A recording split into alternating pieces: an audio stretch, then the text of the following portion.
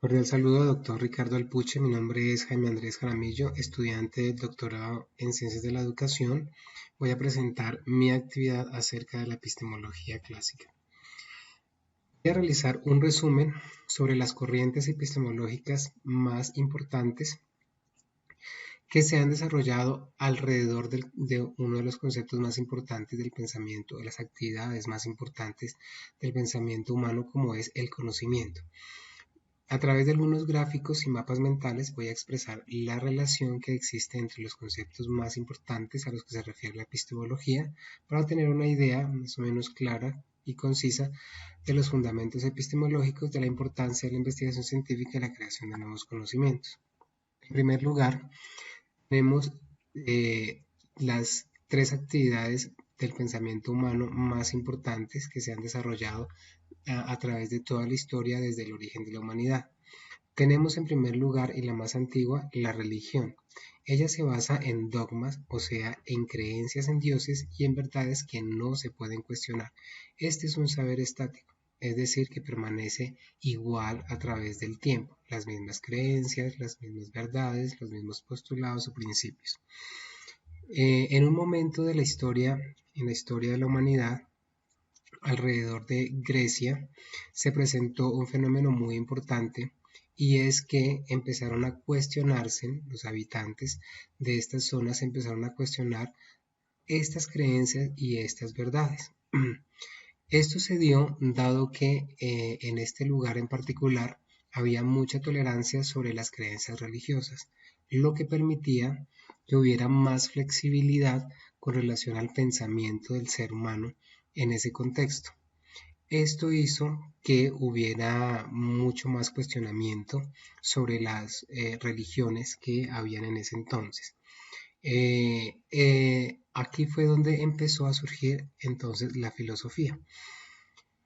La filosofía también podemos decir que es un saber que tiene una evolución constante. Es decir, a medida de que pasa el tiempo, se van modificando algunos conceptos, se van agregando otros nuevos, van llegando nuevos conocimientos y esto hace que haya una dinámica en el pensamiento y en la evolución de esta rama del saber. En un comienzo la filosofía y la ciencia constituían una misma actividad. Sin embargo, al pasar del tiempo, la ciencia se fue independizando.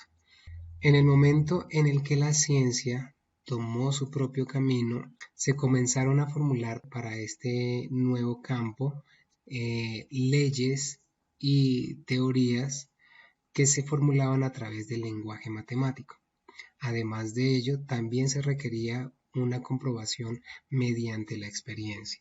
Esta fue una de las características más importantes por las cuales la ciencia fue empezando a tomar su propio camino, ya que la filosofía se basa en un análisis mediante la razón, mientras que la ciencia se basa más que todo en la experiencia, en la comprobación de los hechos y de las verdades o de las leyes a través de la experiencia. La ciencia es un conocimiento o una actividad, más bien, que está en constante revisión.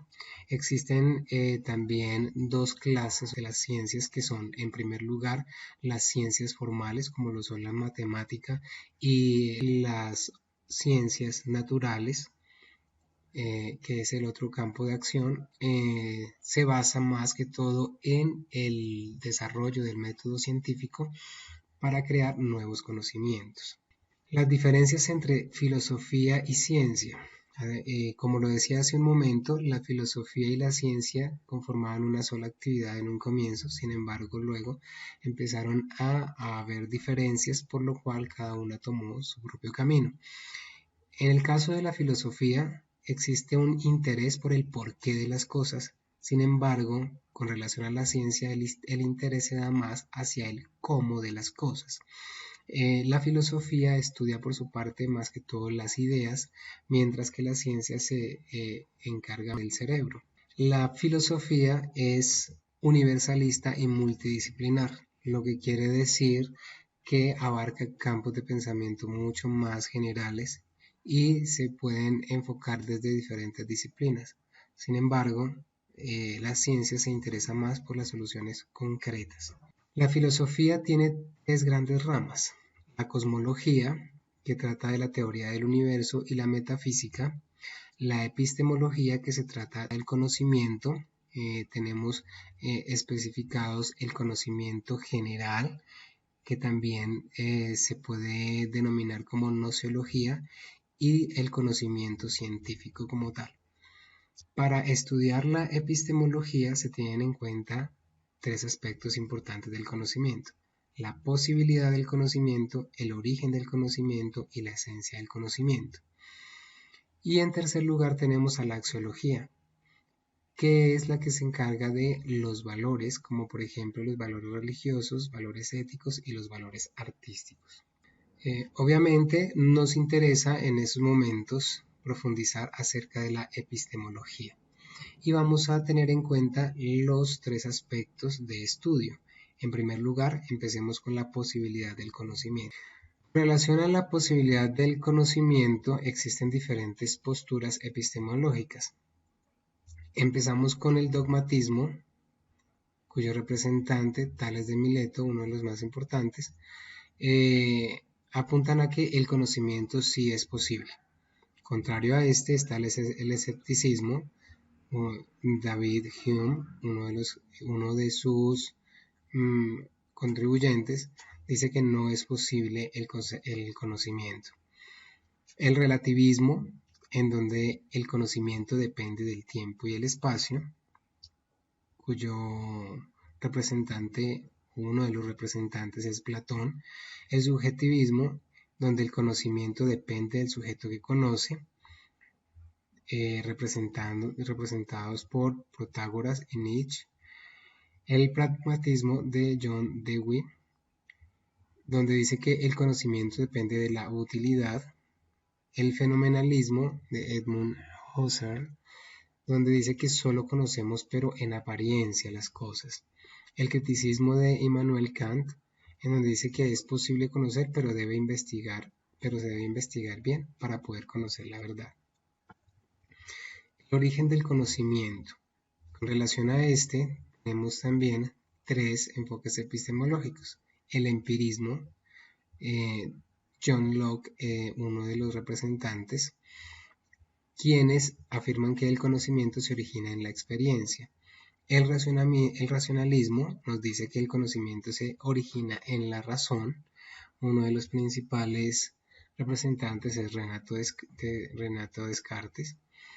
Y finalmente el criticismo de Immanuel Kant, quien dice que para crear conocimiento se necesita tanto de la experiencia que origina este conocimiento y de la razón que lo organiza. Finalmente tenemos la esencia del conocimiento. En primer lugar tenemos el realismo de Aristóteles, en donde nos dice que la realidad no depende del pensamiento. En el idealismo, con Platón, nos dice que la realidad sí depende del pensamiento. En el objetivismo nos dice que el objeto es quien determina el sujeto, y el subjetivismo nos dice que el sujeto es quien determina el objeto. Y el fenomenalismo, que nos dice que se necesita tanto la realidad del objeto como de la mente del sujeto. En conclusión, es importante que nosotros como investigadores tengamos presentes las diferentes corrientes epistemológicas que han surgido alrededor del conocimiento como la principal actividad del pensamiento humano, puesto que esto nos brinda grandes aportes sobre la manera como se ha analizado el conocimiento y cómo se ha abordado la construcción de nuevos conocimientos científicos a través de la historia. Todo esto nos ayuda a que tomemos una postura epistemológica más precisa, más fundamentada, que consolidemos un paradigma de investigación y podamos definir una metodología y técnicas necesarias para diseñar un proceso investigativo que sea riguroso y que sea coherente. Muchas gracias por la atención.